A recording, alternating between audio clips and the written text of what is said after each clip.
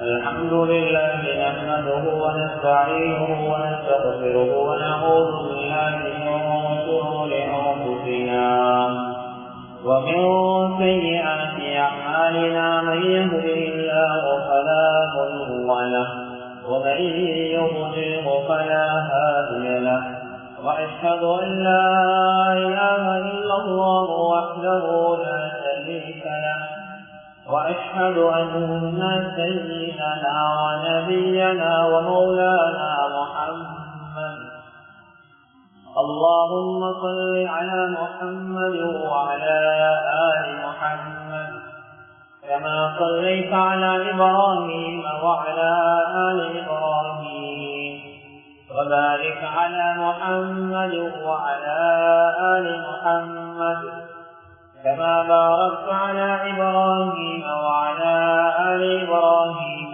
في العالمين إنك حميد مجيد صلى الله عليه وآله وأزواجه وذرياته وأصحابه وأهل بيته أجمعين وأوصيكم عباد الله وإياي أولا بتقوى الله وإن التقوى رأس الأمور أما بعد فقد قال الله تبارك وتعالى في كلامه الكريم أعوذ بالله من الشيطان الرجيم بسم الله الرحمن الرحيم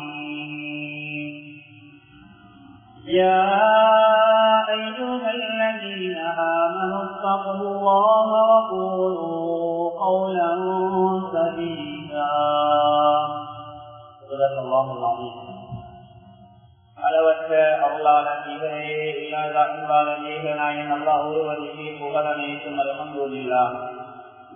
அந்த அல்லாஹுவின் உயரிய பெயரை கூறி இன்றைய குத்துபா பிரசங்கத்தை ஆரம்பம் செய்கிறேன். வலாக்கும் சலாமும் மேலான கண்மணி நாயகம் முஹம்மது முஸ்தபா ஸல்லல்லாஹு அலைஹி வஸல்லம் அன்னவர் மீதும் அன்னாரின் அடைச்சுவடுகளை அனுவலும் பிசகாது தமது வாழ்விலே பின்பற்றி வெற்றிகளை கண்ட அருமை சஹாபாக்கள் தாபிஊன்கள் தபஉ தாபிஈன்கள் முஸ்லிமான முஃமினான ஆண்கள் பெண்கள் யாவர் மீதும் அல்லாஹ்வுடைய சாந்தியும் சமாதானமும் என்றென்றும் உண்டாவதாக. எல்லோர் நாளை உலகம் மனிதருக்கு பின்னால் மேலான ஜன்னத்துல் ஃபிர்தௌஸ் கூலியாக கிடைக்கட்டுமா என்று துஆ செய்கிறேன். அல்லாஹ் கபூல் செய்வானாக. அல்லாஹ்வுடைய கடமையை நிறைவேற்றுவதற்காக அல்லாஹ் விரும்பக்கூடிய இடமாகி அல்லாஹ்வினுடைய மாளிகையிலே நேர காலத்தில் வந்திருக்கக்கூடிய அல்லாஹ்வின் நல்லடியார்களே, வல்லவர்களே, நல்லவர்களே, சிறார்களே, வாலிபர்களே, வயோதிபர்களே, அல்லாஹ்வை எல்லா சந்தர்ப்பங்களிலும் பயந்து கொள்ளுமாறும் அதிலும் குறிப்பாக இரவிலும் பகலிலும் இரகசியமாகவும் பரகசியமாகவும் அறிமுகமானவர்களுக்கு மத்தியிலும் அறிமுகம் இல்லாதவர்களுக்கு மத்தியிலும் தனிமையிலே இருக்கின்ற போதும் கூட்டாக இருக்கின்ற போதும் செழிப்பாக சந்தோஷமான நிலைமையிலும் சோர்வான கவலையான நிலைமையிலும் எல்லா கட்டங்களிலும் அல்லாஹ் எங்களை பார்த்து கொண்டிருக்கிறான் என்ற சிந்தனையோடு எங்களுடைய ஒவ்வொரு நாளையும் நகர்த்துமாறு அடியேனாகிய எனக்கும் அப்பால் உங்களுக்கும் அல்லாஹ்வின் கட்டளையை கிடைக்கிறது. எனவே எல்லா சந்தர்ப்பங்களும் அந்த அல்லாஹ் எங்களை பார்த்து கொண்டிருக்கிறான் என்ற சிந்தனையோடு எங்களுடைய ஒவ்வொரு நிமிடத்தையும் நகர்த்தி நாளைய மறுமை நாளே அல்லாஹ் மேலான முத்தகீன்களோடு பேசி எமக்கு ஜன்னத்துல் ஃபிர்தௌஸை கூலியாக தந்து எமக்கு அருள் செய்வானாக.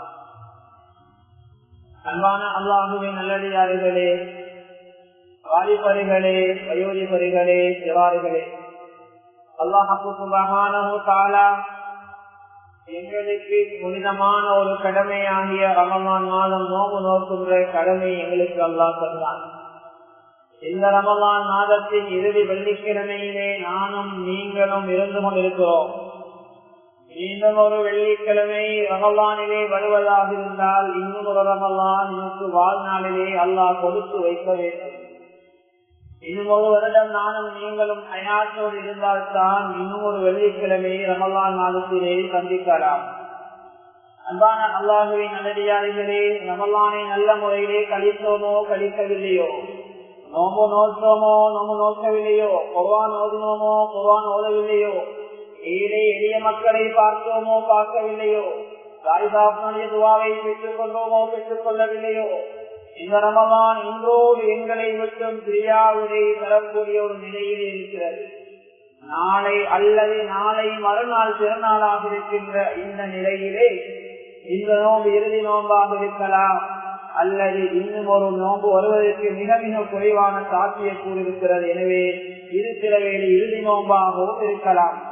இதை சொல்ல வருகிறேன் என்றால், வாழ்க்கையிலே கிடைத்த சந்தர்ப்பம் எல்லாம் எம்மை சுவர்க்கத்துக்கு தயார் பண்ணுவதற்குரிய ஒவ்வொரு சந்தர்ப்பம் என்பதை நானும் நீங்களும் உள்ளத்திலே ஆழமாக பதிய வைக்க வேண்டும். ரமதான் மாதம் நாம் நோம்பு நோற்றது மாத்திரம் அல்ல, நாம் நோம்பு நோற்றதினூடாக பல பயிற்சிகளை அந்த ரமலான் எங்களுக்கு தந்திருக்கிறது. அந்த வகையிலே ரமலான் மாதம் எங்களுக்கு தந்த மிகப்பெரிய 4 பாடங்களை எமது வாழ்க்கையிலே கொண்டு வர வேண்டியதற்காக வேண்டி இன்றைய பொதுவாவிலே அது சம்பந்தமாக உங்களோடு கதைப்பது பேசுவது பொருத்தமாக இருக்கும் என நினைக்கிறேன். ரமலான் மாதம் தந்த பக்குவங்கள் 4 வகையான பக்குவங்களை நாம் அடைந்திருக்கிறோம். அல்லது நாம் செய்கின்ற அமல்களாக இருக்கலாம், அது 4 வகைக்குள்ளதான் அடங்கும். ஒன்று உள்ளத்தால் செய்கின்ற அமலாக இருக்கலாம், உள்ளம் சார்ந்த பக்குவமாக இருக்கலாம், அல்லது உடம்பு அதாவது என்னுடைய உடல் சார்ந்த பக்குவமாக இருக்கலாம், உடம்பால் செய்யக்கூடிய அமலாக இருக்கலாம். 3வது இந்த உடலிலே உள்ள உறுப்புகள், கண்ணாக இருக்கலாம், காலாக இருக்கலாம், கையாக இருக்கலாம், காலாக இருக்கலாம், நாவாக இருக்கலாம். இந்த உறுப்புகளால் செய்யக்கூடிய நன்மைகள் அல்லது உறுப்புகளால் ஏற்படக்கூடிய பக்குவங்கள். அடுத்ததாக 4வது வகை பக்குவம், அல்லாஹு தஆலா தந்திருக்கின்ற உடம்பு, உறுப்புகள், உள்ளம், இது எல்லாவற்றையும் கொண்டு நாம் தேடுகின்ற பொருளாதாரத்தின் ஊடாக சதகா தர்மம் என்ற அமல், பொருளாதாரம் சார்ந்த அமல், அந்த பக்குவத்தையும் அல்லாஹ் இந்த ரமலானிலே எங்களுக்கு தந்திருக்கிறார்.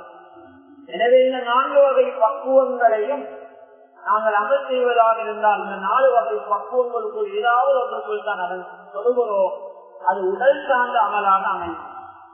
நாங்கள் ஒருவருக்கு நல்லதை சொல்லுகின்றோம், இப்படி செய்யாத, இது தவறு, நீ நல்லதை செய்ய சொல்கிறோம், அது நாவு சார்ந்த உறுப்புகள் சார்ந்த ஒரு நலவு பக்குவம். அல்லது யாராவது ஒரு மனிதனை வாழ வைக்கிறோம், உணவு கொடுக்கிறோம், அல்லது வாழ்வதற்காக ஒரு சந்தர்ப்பத்தை ஏற்படுத்தி அவருக்கு ஒரு வீடு கட்டி கொடுக்கிறோம் என்றால் அது என்னுடைய பொருளாதாரங்களால் செய்த ஒரு பக்குவம் அமலாக இருக்கிறது.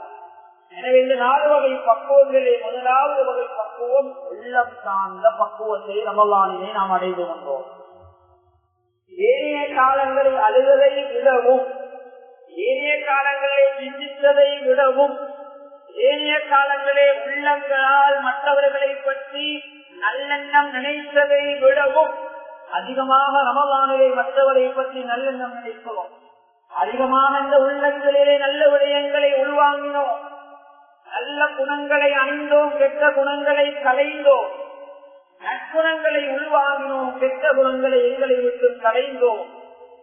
அதே போல நல்ல சிந்தனைகளை உள்ளத்திலே விதைத்தோம், மற்றவரை பற்றிய நல்லெண்ணம், சுய விசாரணை, இவைகளை உள்வாங்கி குரோதம், விரோதம், பொறாமை, வஞ்சகம், இந்த உள்ளத்தால் ஏற்படுகின்ற இந்த கெடுதிகளிலிருந்து ரமலான் மாதத்திலே நாம் மிகப்பெரிய ஒரு பக்குவத்தை அடைந்து கொண்டோம். எனவே அன்பான அல்லாஹ்வுடைய நல்லடியார்களே, இந்த ரமலான் அந்த பக்குவத்திலே முதல் வகை பக்குவம் இந்த உள்ளம் பக்குவப்பட்டிருக்கிறது. கண்களால் உள்ளம் பக்குவப்பட்டு கண்களால் நிறைய கண்ணீர் வடித்திருக்கிறோம். இப்னுல் ஜௌஸி ரஹ்மத்துல்லாஹி அலைஹி அவர்கள் ஜாதுல் மஆத் என்ற நூலிலே எழுதுகின்றார்கள், ஒரு மனிதன் நடக்கூடிய 10 வகையான அழுகைகளை எழுதுகின்றார்கள். அன்பானவர்களே, அதிலே ஒரு வகையான அழுகை நன்றிக்காக அழுவது. ஒரு மனிதன் ஒருத்தருக்கு உதவி செய்து விட்டார், அல்லது ஒரு மனிதர் ஒருவருக்கு ஏதோ ஒரு வகையிலே முதலுதவி செய்து விட்டார், அல்லது ஒரு மனிதனுக்கு நல்ல வழியை காட்டி கொடுத்து விட்டார், இவருக்கு பிரதிபகாரம் செய்ய ஒன்றுமே கிடைக்கவில்லை. கண்ணியமானவர்கள், அந்த சந்தர்ப்பத்திலே நன்றிக்காக பிரதி உபகாரமாக அந்த உதவியை பெற்றுக் கொண்டவர் கண்ணீர் வடிப்பார். இது ஒரு வகையான அழுகை.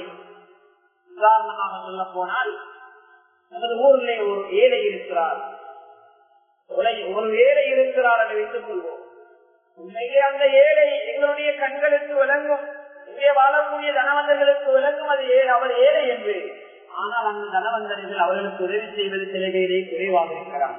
வெளியிலே இருந்து ஒருவர் உதவி செய்து அவருக்கு ஏதோ ஒரு வகையில் நலவை செய்கின்ற போது அந்த ஏழையுடைய உள்ளத்திலே ஒரு விதமான ஒரு ஆனந்தம் பிறக்கும். எவ்வளவு பேர் என்னோடு இருந்து குடும்பங்கள் இருந்து என்னை பார்க்கவில்லையே, தூரத்திலே ஒருவருடைய அன்னிலே என்னுடைய கஷ்டத்தை அல்லாஹ் அவருக்கு உணர வைத்திருக்கிறானே என்று அவர் செய்கின்ற அந்த உதவியை இந்த ஏழை பெற்றுக்கொண்டு அந்த ஏழை அவருக்கு பகரமாக இருந்தால் அல்லாஹ் கைராவை தவிர இவரால் எந்த உதவிகளும் பண்ண முடியாத நிலையிலே இந்த உதவியை பெற்றுக்கொண்ட அந்த அடியான் கண்ணீர் வடிப்பான். இது ஒரு வகையான ஒரு அழுகை. சுக்குறது சொல்வார். இது எந்த வாழ்க்கையிலும் நிறைய இடம்பெற்றிருக்கலாம். நம்முடைய பிள்ளைகளுக்கு அதிபர் நிறைய நடவுகளை செய்திருக்கலாம். நம்முடைய பிள்ளைகளுக்கு ஆசிரியர் நிறைய நடவுகளை செய்திருக்கலாம். கல்வியை கற்றுக் கொடுக்கின்ற ஆசான்கள், உஸ்தாதுமார்கள், மாலியங்கள், நெத்தைகள் என்னுடைய பிள்ளைகளுக்கு நல்ல விடயங்களை செய்திருக்கலாம். அதை நினைத்து சில சந்தர்ப்பங்களை நாங்கள் கண்ணீர் வடிப்போம். உதவியா போகின்ற உலகத்திலே என்னுடைய குழந்தைகளை சீதேவி ஆக்கி தந்த ஆசிரியர்கள், சீதேவி ஆக்கி தந்த உஸ்தாதுமார்கள், சீதேவி ஆக்கி தந்த நிர்வாகிகள் என்றெல்லாம் நாம் அவர்களை புகழ்வோம். அவர்களுக்காக கனிவடிப்பது உண்மையான கண்ணீர். இன்னும் ஒரு வகையான கண்ணீரை அதாவது மகாதே அதை அறிஞர் சொல்கிறார். சந்தோஷத்திற்காக அழுவது. ஒரு மனிதனுடைய வாழ்க்கையிலே எதிர்பாராத ஒரு சந்தோஷம் தெரிகிறது. எனது பிள்ளை பரீட்சைக்கு தோன்றுகிறார். நாம் நினைப்போம் எனது பிள்ளை ஒரு மாதத்தான் இருக்க முடியும். ஆனால் நாம் எதிர்பார்ப்பதை விட அதிக புள்ளியை பிள்ளை பெற்று விடுகிறது. இந்த சந்தர்ப்பத்திலே தாய்க்கும் தகப்பனுக்கும் அதனை படித்துக் கொடுத்த ஆசிரியர் அதிபருக்கு ஒரு ஆனந்த கண்ணீர் கண்களால் போகும். இது உண்மையிலே அழுகைதான். ஆனால் ஆனந்தத்துக்காக சந்தோஷத்துக்காக வருகின்ற அழுகை. இது ஒரு வகையான அழுகை. இன்னும் ஒரு வகையான அழுகை இருக்கிறது, கூலிக்காக அழுவது. அதாவது இந்தியா போன்ற நாடுகளிலே இருக்கின்ற ஒரு கலாச்சாரம் தான், யாராவது இறந்து போனால் பணம் கொடுத்து அழ வைப்பார்கள். ஒவ்வொரு ரூபாய்க்கும் பைசாக்கள் கூட கூட நிச்சயமாக அழுவார்கள். அது ஒரு கலாச்சாரம், அது ஒரு தொழிலாக அங்கே சிலர் செய்து வருகிறார்கள். யாராவது ஒருவர் இறந்து விட்டால் அந்த இடத்துக்கு கூலிக்கு அழக்கூடியவர்களை கொண்டு வருவார்கள். அவங்க பாதுகாப்பு நாட்டிலே அது இல்லை. இது ஒரு வகையான அழுகை. இன்னும் ஒரு வகையான அழுகை இருக்கிறது, அன்புக்குரியவருடைய ஞாபகம் வந்தால் அழுவது. இதற்கு விருப்பமான ஒருவர் எங்களிடத்திலே இல்லை. உடைய பிள்ளை எனக்கு விருப்பமானவர், உடைய பிள்ளை தூரத்திலே படிக்கிறார், வெளிநாட்டிலே தொழில் செய்கிறார், அல்லது எனக்கு தாயின் தாயத்துக்கான விருப்பம் தாய் தாப்பத்திலே இல்லை, தூரத்தில் இருக்கிறார்கள். அவர்களுடைய நினைவுகள் வருகின்ற போதெல்லாம், அன்புக்குரிய நினைவுகள் வருகின்ற போதெல்லாம் நாங்கள் எங்களை அறியாமல் கண்ணீர் வடித்து விடுவோம். இது ஒரு வகையான கண்ணீர். இன்னொரு வகையான கண்ணீர் இருக்கிறது, பிறரை பார்த்து அழுவது. வருகிறது தந்தை அழுது கொண்டிருக்கிறார், மகன் தந்தையோடு சேர்ந்து அழுவார், காரணம் தெரியாது. இங்க வந்து பார்த்தா தாய் அழுது கொண்டிருப்பார், தாயிடத்திலே காரணம் கேட்க மாட்டார், இல்லை ஏன் அழுகிறீங்கம்மா கேட்க மாட்டார், தாயோடு சேர்ந்து அழுவார். இது ஒரு வகையான அழுகை. கண்ணியமானவர்களே, இப்படியான பல வகை அழுகைகளை அந்த அறிஞர் சொல்லி காட்டிவிட்டு, இது ஒரு வகையான அழுகை நடிப்புக்காக அழுகை. சிலர் வாழ்க்கையில நடிப்புக்காக அழுவார். கண்ணியமானவர்களே, நிறைய வாழ்க்கையை நிறைய பேர் வாழ்க்கையில் இருக்கின்றார். சில கல்லறிகள் யாருக்காவது மாற்றப்பட்டு விட்டால், புதுப்பட்டு விட்டால், அவர் ஒரு அடி லேச தட்டுகின்ற போது, லேச அவருக்கு ஏதாவது மனமுடியாத வகை லேசா பேசுகின்ற போது, அழைக்கின்ற போது அவர் ஏதோ அடித்து கஷ்டமான ஒரு நிலையில இருப்பதை போன்று அவர் அழுவார். ஆனால் அவருக்கு யாரும் அடிக்கவில்லை, ஆனால் அவர் நடிக்கிறார். அவர் தூத்துப்பாளையம் அவர்களை அவருடைய உடற்பிறப்புகள் எல்லாம் கிணற்றிலே போட்டுவிட்டு மகனை ஓனாய் பிடித்து விட்டது என்று தந்தைக்கு முன்னால் வந்து கண்ணீர் வடித்தார்கள். இது ஒரு வகையான நடி, உண்மைக்கான அழுகை அல்ல.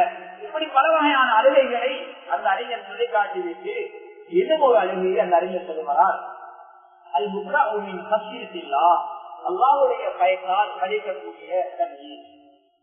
இந்த தண்ணீர் தான் எல்லா அழுகைகளிலும் பெருமதியான அழுகை என்பதாக அந்த அறிஞர் சொல்லுகிறார்.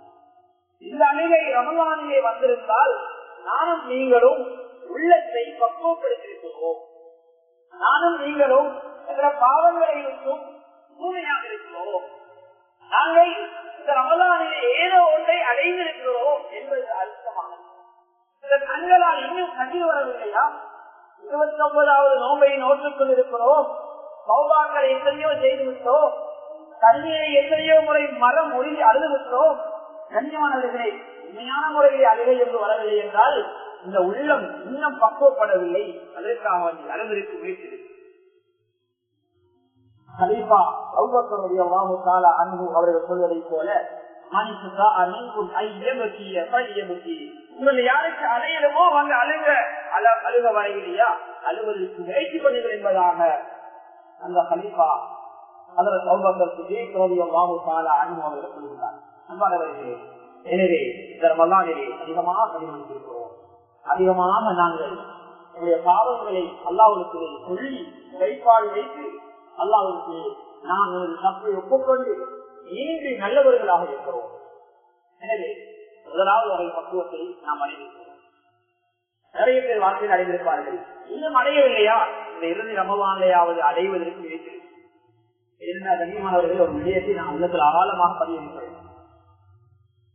அமல் செய்வதற்கு அமல் செய்வதற்கு எளிதான கணக்கு 30 ரூபாய் அல்ல, 30 ரூபாய் அல்ல.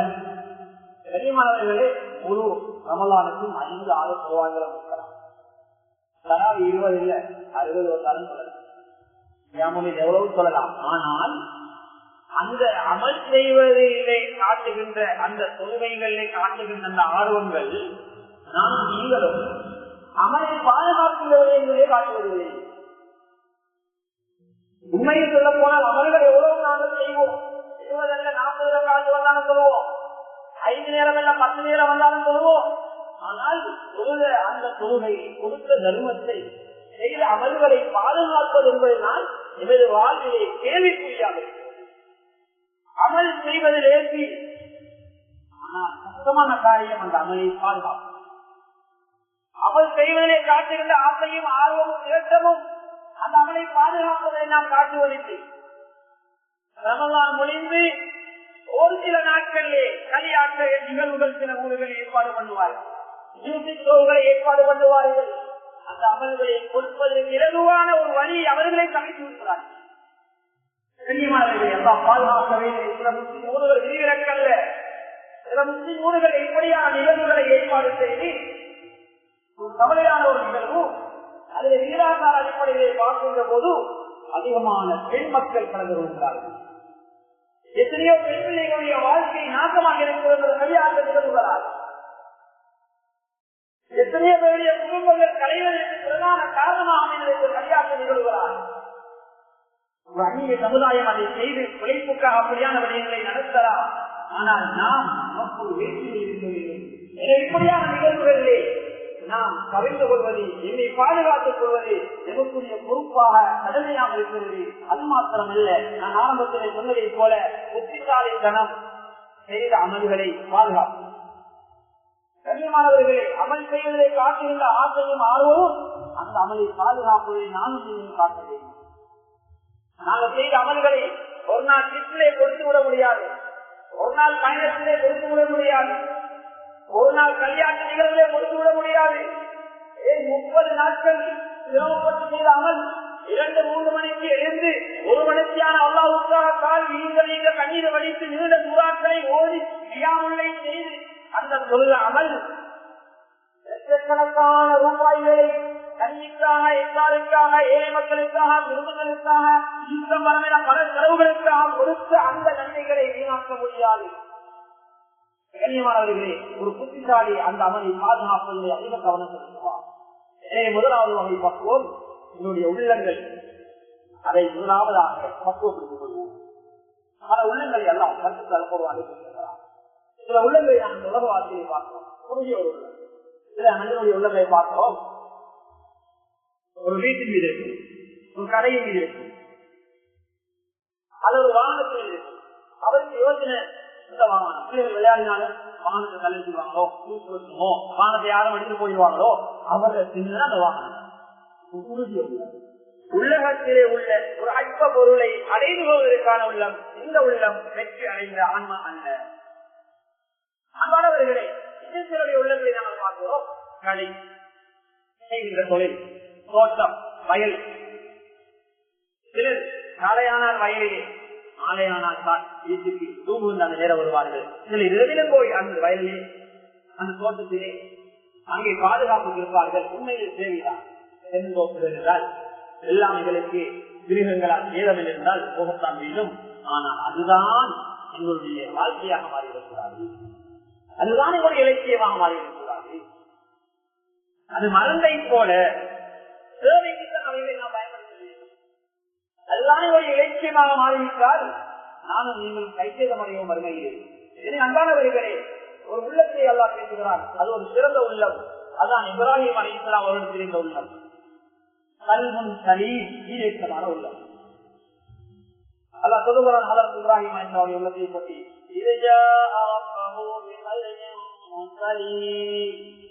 இப்ராஹிம் அலைஹிஸ்ஸலாம் கல்முன் சலீம், ஈரேற்றமான உள்ளமுடையவராக அல்லாஹ் செய்தார். தந்தையுடைய சோதனையா அதில் வெற்றி பெற்றார். தன்னுடைய ஒரு பொருளாதாரத்தை அல்லாஹ்வின் பாதையில் கொடுக்க வேண்டுமா, அந்த சோதனையில் வெற்றி அடைந்தார்.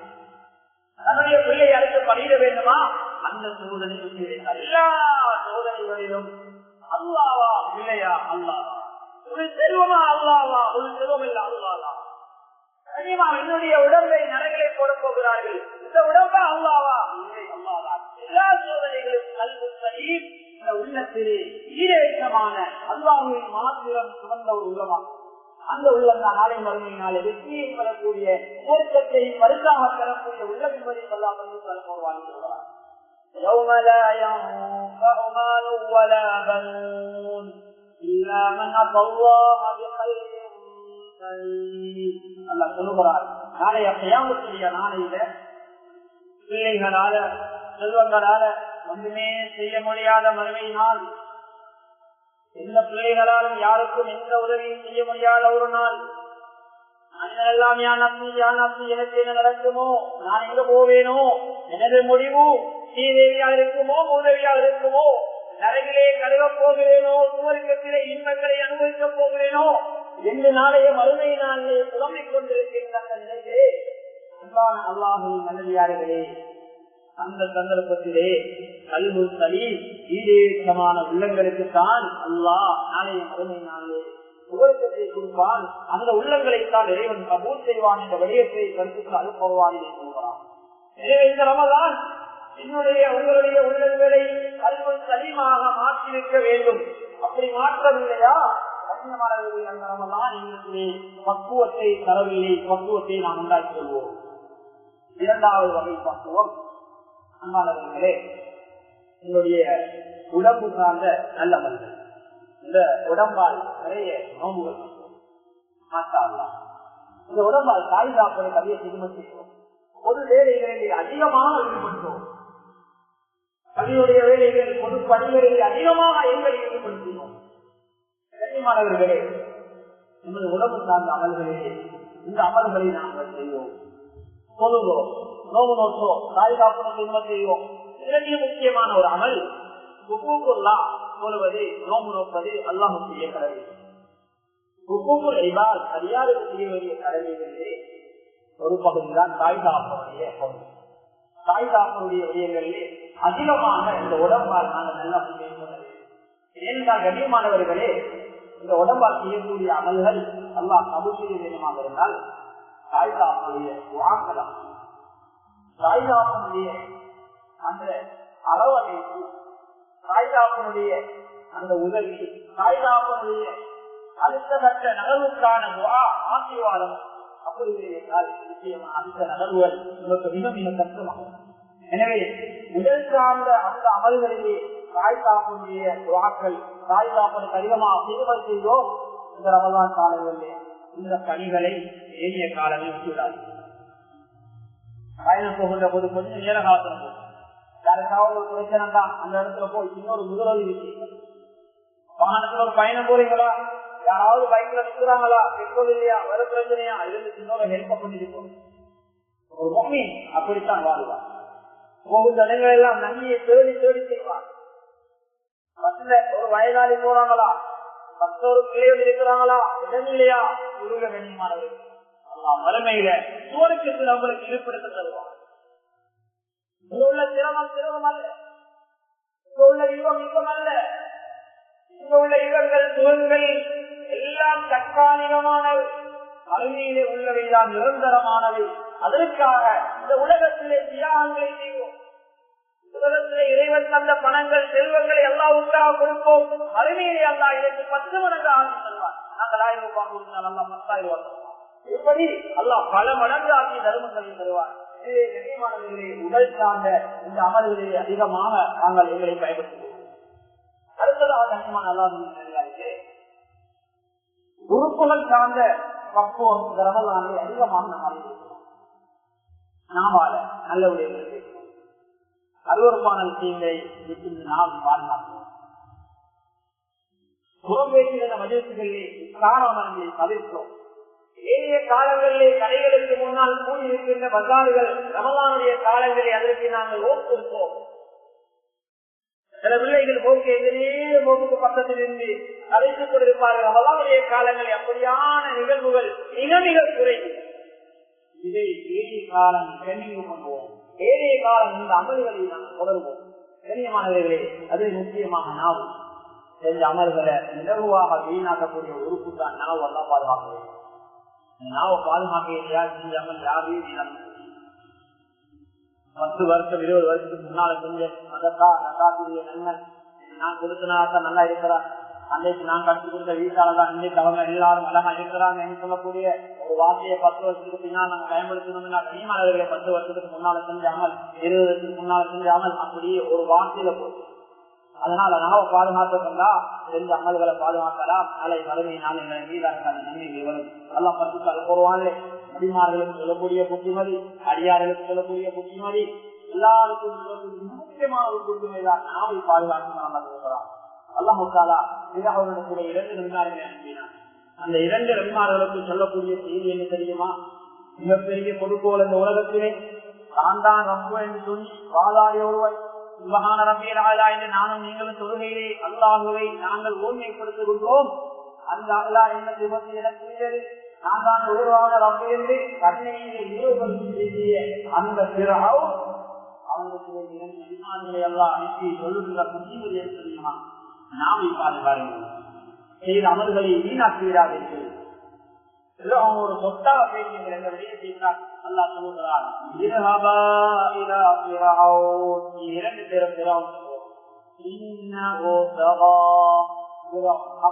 பேரும் தெரியாம நல்லது கேட்டது தெரியாது.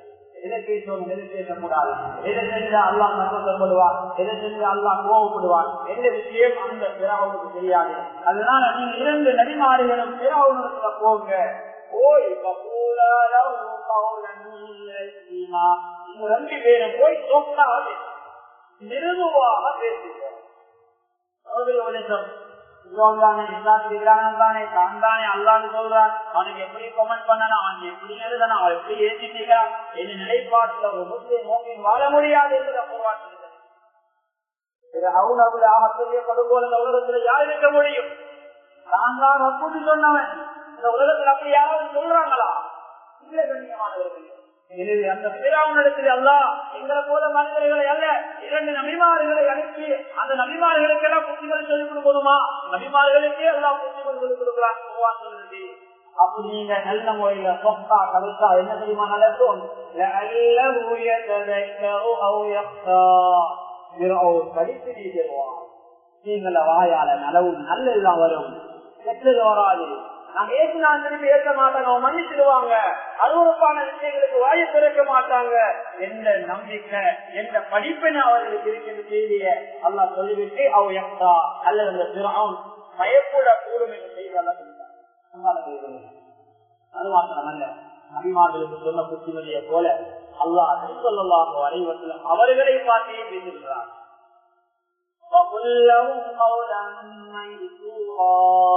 நபியே நாயகமே, நீங்க மக்களோட பேசுகின்ற போது மிக சொத்தாக பேசுங்க, மெதுவாக பேசுங்க. நபிக்கு அல்லா சொல்றார். கண்ணியமான அல்லாஹ்வின் நல்லடியார்களே, கொஞ்சம் பாருங்கள். அடியார்களுக்கு நீங்க சொல்ல வேண்டிய ஒரு புத்திமதிய அல்லாஹ் நபி ஸல்லல்லாஹு அலைஹி வஸல்லம் சொல்லிக் கொடுக்கிறார்.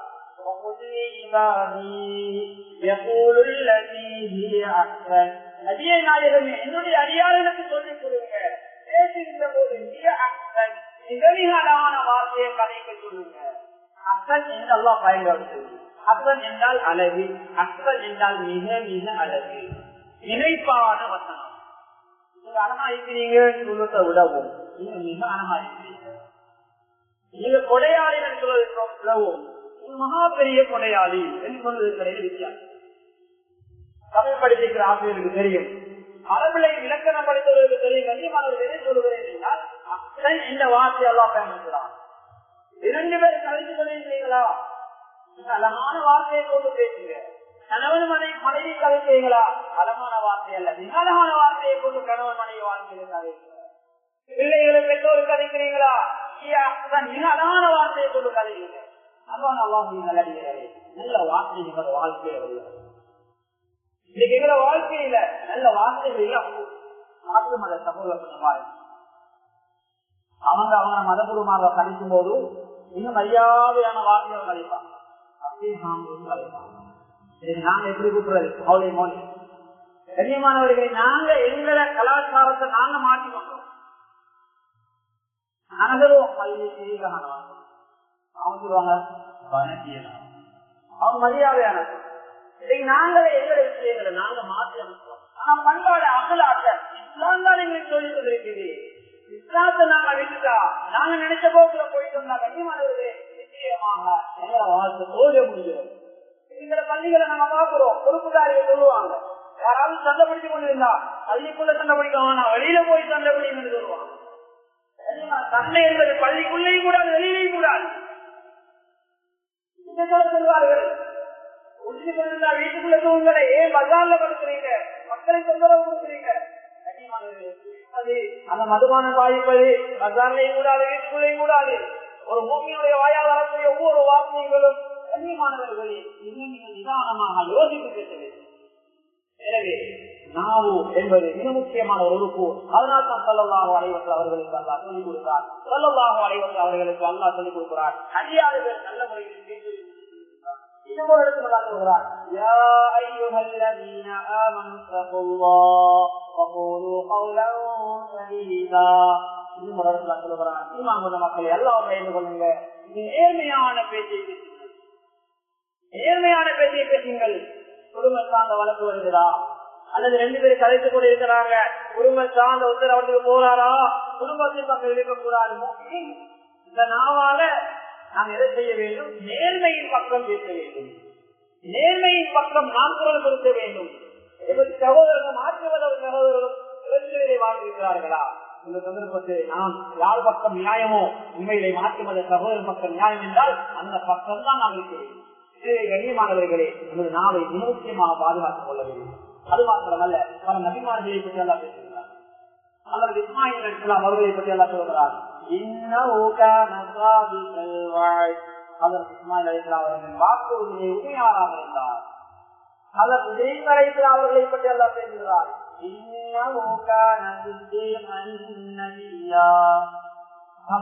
இஸ்மாயில் அலைஹிஸ்ஸலாம் எப்படி வாக்குறுதி உண்மையாவோ அதே போல இப்ராஹீம் அலைஹிஸ்ஸலாம் அவர்கள் மிகப்பெரிய உண்மையாளர் என்ற விஷயத்தை எல்லாம் சொல்லி காட்டுகிறார்.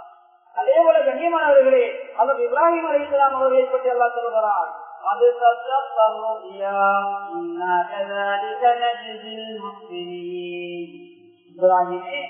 நிச்சயமாக நீங்கள் கண்ட கனவை உண்மைப்படுத்தி விட்டீர்கள். நிச்சயமாக நல்லடியார்களுக்கு பெண்களுக்கு நாங்கள் இப்படித்தான் கூலி கொடுப்போம் என்பதாக அல்லாஹ் பரிசுத்தல் குர்ஆனிலே சொல்கிறார். அல்லாஹ்வின் நல்லடியார்களே, அதற்கு இப்ராஹீம் அலைஹிஸ்ஸலாம் அவர்கள் சொல் வீரல் அல்ல, அவர் ஒரு செயல் வீரல். கண்ட கனவை வாழ்க்கையை நிதர்சனப்படுத்தினார், உண்மைப்படுத்தினார். இதனால் நீங்களும் வாயா வீரர்களாக இருக்கிறோம். ஒருவர் கடன் கேட்டு வருகிறார், நான் கொடுக்க வேண்டிய கடன் நாளைக்கு கொடுப்பதற்கு இல்லை. இந்த இடத்தை நாங்கள் தப்பிப்பதற்காக ஒரு கடதாசியை கொடுக்கிறோம், கொண்டு போய் நாளை வேங்கிலை பொழுது மாறவில்லை. நாளை அது கடதாசியாக இருந்தால் நானும் நீங்களும் சொல்வீர்கள் தான், செயல்வீரர் அல்ல. நாளை அது பணமாக இருந்தால் நாம் செய்கிறோம். இன்னைக்கு அந்த தூரத்தை நல்ல ஒரு அமைப்பை நம்பி எத்தனையோ பேர் கடதாசிகளை எடுத்துக்கொண்டு சென்று அதற்கு நியாயம் கிடைக்கவில்லை, அது பணமாக மாறவில்லை. எத்தனையோ நீதிமன்றங்களுக்கு இறங்கி அந்த கடதாசியோடு அது மாத்திரமல்ல அங்கம் மீத கிடைக்கவில்லை. சில பழிவாய்கள் கூட வழிபாடு செய்கின்ற அளவுக்கு சிலர் நடந்திருப்பதை நாம் கடந்த கால நிகழ்வுகளிலே பார்த்திருக்கிறோம். அன்பான அல்லாஹ்வின் நல்லடியார்களே, எனவே நாம் இப்போதும் சொல்வீர்கள் அல்ல, சொல்லால் செல்வதை செயல்கிறதாக நடைமுறைப்படுத்துகின்றவர்களாக நானும் நீங்களும் மாற வேண்டும். அப்போது அந்த நாவால் நாம் நல்லதை செய்து கொண்டோம். அப்படி இருந்தால் இந்த நாவு போய் பேசிக்கிறோம். நாளை எங்களால் பணம் கொடுக்க முடியவில்லை என்றால் நாளை எனக்கு தர முடியாது என்று சொல்லுங்கள். அதுதான் உங்களுடைய பண்பு. இல்லை, நாளை உங்களுக்கு இது கிடைக்கும் என்று வெறுமனையாரை ஏமாற்றுவது அது இரண்டு விதமான தவறுகளை எமக்குள்ளே அது ஏற்படுத்துகிறது. ஒன்று, நாங்கள் அவருக்கு மோசடி செய்கிறோம், இன்னொன்று அவருக்காக நாங்கள் கொடுத்திருக்கிறோம். அது மாத்திரமல்ல, நாங்கள் ஏற்றிருக்கின்ற மார்க்கத்தையே கொச்சைப்படுத்துகிற வகையை நாம் நடந்து கொண்டோம். எனவே கண்ணியமானவர்களே, மூன்றாவது வகை பக்குவம், நாவை பக்குவப்படுத்தினோம். அருவருப்பான விடயங்களுக்கு பேசாமல் நாவுக்கு கூட்டு போட்டோம். எனவே இந்த காலங்களில் எப்படி நாவை பாதுகாத்தோமோ அதே போல ஏனைய காலங்களிலும் இந்த நாவை பாதுகாத்துவோம். நானாவது பக்குவம் பொருளாதாரம் சார்ந்த பக்குவம். மாஷா அல்லாஹ், அல்லாஹ்வுடைய கடமையாகிய அல்லாஹ் எங்களுக்கு விதியாகிய கடமையாகிய ஜக்காத் என்ற கடமையை எண்ணிலே சிலர் நாம் நிறைவேற்றினோம். ஜக்காத் என்ற கடமையை பொறுத்த வகையிலே அது ஒரு கூட்டமல், தனியே செய்யக்கூடிய அமல் அல்ல. அல்லாஹ் தஆலா பரிசுத்த அல் குர்ஆனிலே "உஸ் மின் அம்வாலிஹிம்" ஜக்காத்தை போய் எடுங்கள் என்று அல்லாஹ் சொல்கிறார். தொழுகையோடு சேர்த்து பல இடங்களில் அல்லாஹ் ஜக்காத்தை செய்திருக்கிறார். தொழுகை எப்படி கூட்டாக செய்யப்படுகிறதோ அதே போல ஜக்காத் கூட்டாக செய்யப்படக்கூடிய ஒரு அமல் என்பதை அல்லாஹ் தெளிவுபடுத்துகிறார். இன்று எதிரே அநேகமானவருடைய எண்ணம் எப்படி தெரியுமா? ஒரு மனிதனுடைய கையிலே, ஒரு கணவனுடைய கையிலே 5 லட்சம் பணம் இருக்கிறது, ஜக்காத்துடைய பணம். இந்த 5 லட்சம் பணத்தை என்ன செய்ய வேண்டும் அவர் யோசிக்கிறார். ஆனால் ஒரு 10 ஏழைக்கு கொடுக்க வேண்டும், 10 பேருடைய துவா கிடைக்க வேண்டும் என்று எதிர்பார்க்கிறார். ஆனால் 10 பேருக்கு இவர் கொடுத்தார் என்றார், அடுத்த வருடம் இந்த 10 பேரும் மீண்டும் இவரை எதிர்பார்த்துக் கொண்டுதான் இருப்பார்கள். அது இல்லாமல் இவர் வைத்திருக்கின்ற 5 லட்சம் பணத்தை ஒருவருக்கோ இருவருக்கோ தொழில் வாய்ப்போ அல்லது வேறொரு அடிப்படை தேவைகளை பூர்த்தி செய்து கொடுத்தால் அடுத்த வருடம் இந்த நபர் தேவையை பூர்த்தி செய்து கொடுத்த அந்த நபர் அடுத்த வருடம் அவர் ஜக்காத் தராவிட்டாலும் எனக்கு ஜக்காத்து வேணும், மாஷா அல்லாஹ் நீங்க வந்து செல்வத்தால் நான் நல்லா இருக்கிறேன் என்று அவர் என்ன செய்வார், அந்த ஏழை பட்டியலில் நீங்கிவிடுகிறார். கனிமர்களே, ஜக்காத்தை சரியான முறையில் நிறைவேற்றுகின்ற போது எங்களுக்கு ஏற்படுகின்ற நலவு என்ன தெரியுமா? பிச்சைக்காரர்கள் உள்ளே இருக்க மாட்டார்கள், கடைதற்கு வரக்கூடியவர்கள் உள்ளே இருக்க மாட்டார்கள், பொய்யர்கள் உள்ளே திரைந்து விடுவார்கள். மாஷா அல்லாஹ், இந்த ஊர் கொடுக்கக்கூடிய செழிப்பான ஊராக இருக்கும். அல்லாஹ்வுடைய அருள், பிரத்யேகமான அருள், அல்லாஹ்வுடைய மழை எல்லாம் இந்த ஊருக்கு நிச்சயமாக பார்க்கிறோம். தர்மம் கொடுத்த ஒரு மனிதனுடைய தோட்டத்திற்கெல்லாம் தேசியமாக பக்கத்தில் உள்ள தோட்டத்தில் இருக்கின்ற போது அந்த தோட்டத்துக்கு மாற்றம் எல்லாம் மழையை பொழிய வைத்தார். அந்த மழை பொழிய வைத்ததற்கான காரணம் அந்த மனிதனுடைய வாழ்க்கையில் இந்த தர்மம் என்ற செய்தி வரலாறு எங்களுக்கு சொல்லித்தருகிறது. எனவே சில பகுதிகளை நாங்கள் பார்க்கிறோம். நாங்கள் பயணம் போகின்ற போது கடுமையான மழை அப்படியே ஒரு பக்கத்தில் இருக்கிறோம், கடைசி பக்கத்தில். ஆனா மழை கொஞ்சம் பாடுறதுக்கு பின்னால் போய் பார்த்தால் 1/2 கிலோமீட்டர் கோவில் அங்கால மழையே பெய்யுது. கனிமணவர்களே, இது நாங்கள் நினைப்போம் ஒரு விதமாக, ஆனால் அல்லாஹ் குர்ஆன் ஹதீஸினூடாக பல படிப்பினைகளை சொல்லியிருக்கிறார். எனவே தர்மம் கொடுப்பதனூடாக இந்த ஜக்காத் என்ற கடமை இருக்கிறது. இதை கூட்டாக செய்கின்ற போது நிறைய நலவுகளை அல்லாஹ் எங்களுக்கு நிச்சயமாக தருவான். அது மாத்திரமல்ல, இதனுடைய பிரதிபலம் எந்த அளவு என்றால் 5-10 வருடம் போகப்பல்ல பெரிய ஒரு பிரதிபலனை கொடுக்கலாம்.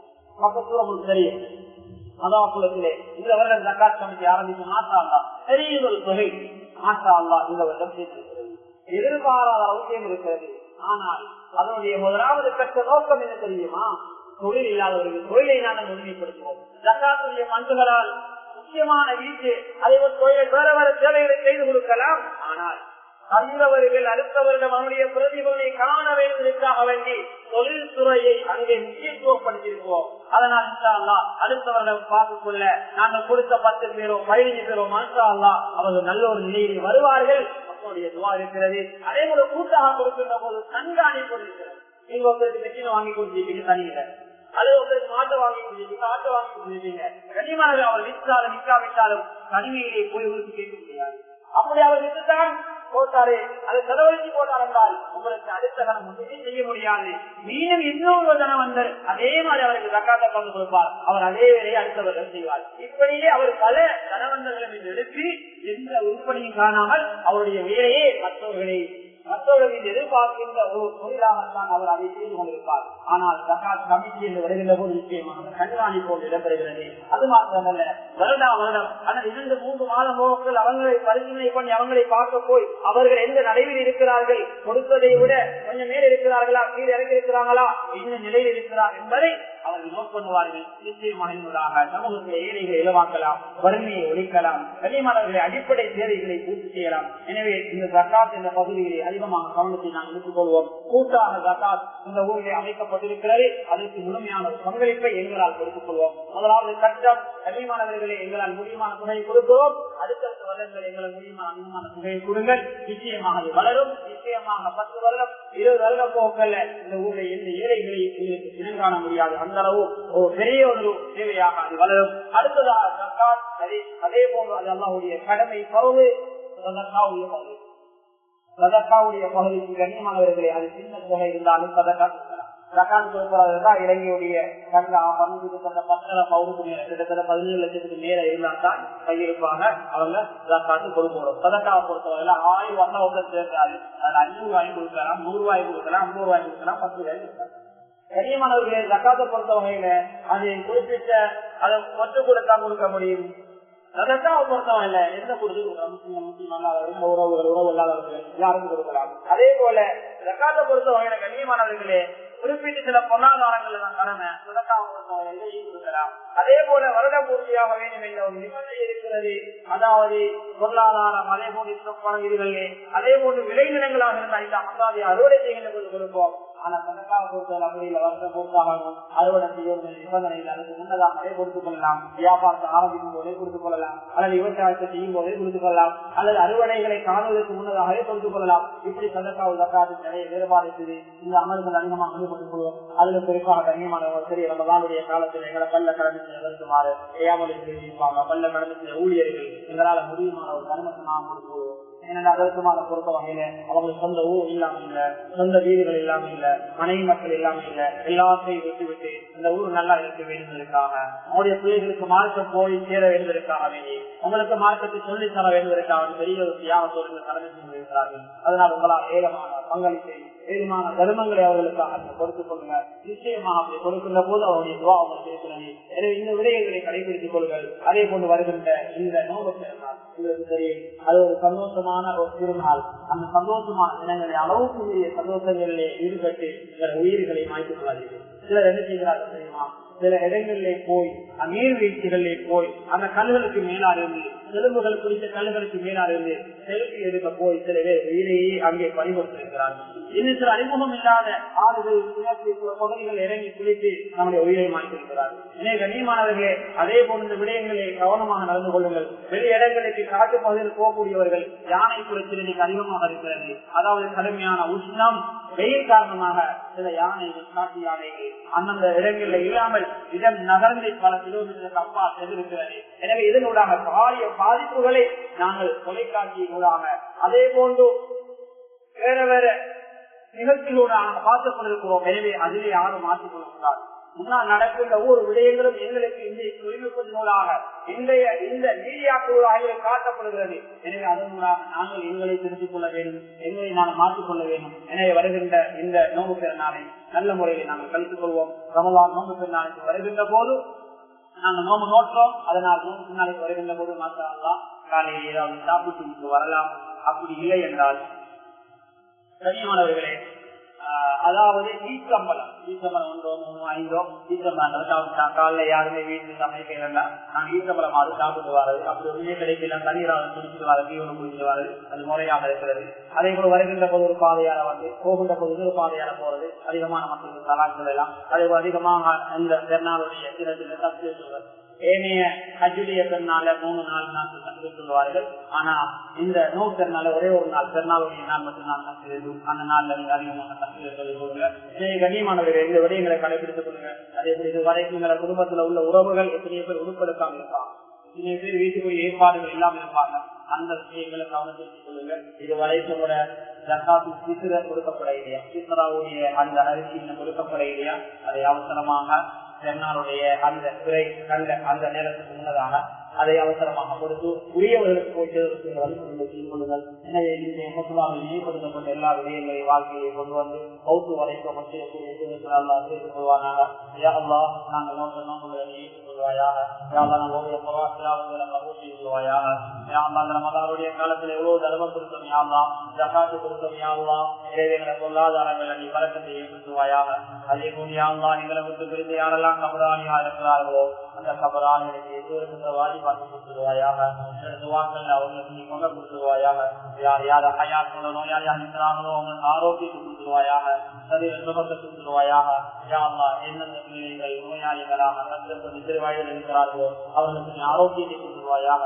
எந்தெந்த பிள்ளைகள் அங்கவீனமாக இருந்த பிள்ளைகளை பெற்றோர் பார்த்துக் கொண்டிருக்கிறார்களோ அந்த அங்கவீன பிள்ளைகளை பார்க்கின்ற பெற்றோருக்கு நாளை வறுமையின நேரடியாக சுவர்க்கத்தை சுற்றி பார்த்துருவாயாக. அவர்கள் சிரமங்களுக்கு உதவியாக நீ கொடுத்துருவாயாக. உலகத்துல வறுமைகளை கஷ்டங்களுக்குள்ள அவர்களை சோதித்துள்ளாரையா எங்களுக்கு நல்ல மூர்த்தி தந்துருவாயாக. பொருத்தமான நேரத்தில் மகன்மது உலகத்தை பேசிய பார்த்து கொள்வாயாக.